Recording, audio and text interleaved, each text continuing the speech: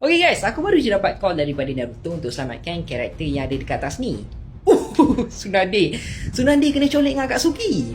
Bahaya ni. So, misi kita akan tubuhkan dua tim untuk berhadapan dengan dua Akatsuki. 8 lawan 2. So, jom kita tengok siapakah opponent kita. Wish, macam mana lah Akatsuki boleh colek Tsunade kan? Bahaya ni. Tsunade ni dah lain macam sikit kan. Okay, tak apa. Opponent kita, Zetsu. Alah, Zetsu je pun. Partner untuk Zetsu.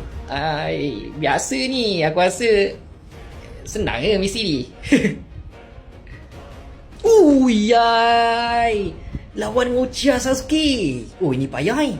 Taka collab dengan Akatsuki. So jom kita tubuhkan dua tim untuk berhadapan dengan Zetsu dan juga Sasuke. Okay, tim A ni akan lawan dengan Zetsu. Leader untuk tim A, Zetsu je pun.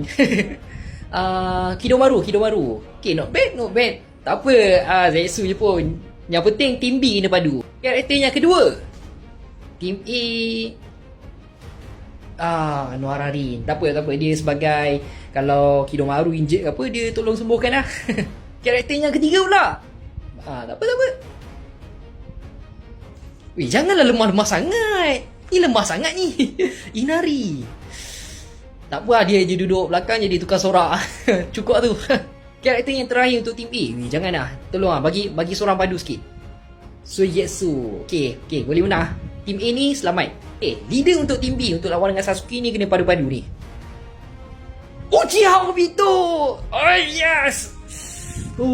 Sharingan versus Sharingan. Okay, not bad.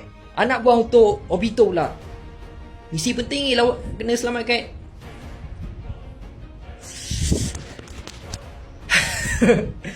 Dua-dua tim kau nak join Okay. Idan.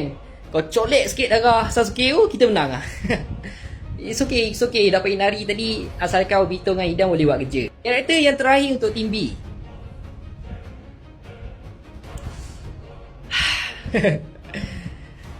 Hari ni aku happy lah. Tak ada udon dengan Moigi.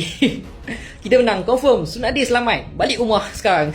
Guys, kalau korang tengah layan movie ataupun korang tengah layan YouTube tapi korang tak tahu nak makan apa, ni dia aku nak recommend kat korang makanan yang sangat sesuai untuk korang makan sambil layan cerita ataupun tengah layan YouTube tu. Ada Chocoja, ada cookies, ada biskut durian, lepas tu ada coklat Confetto dan macam-macam lagi.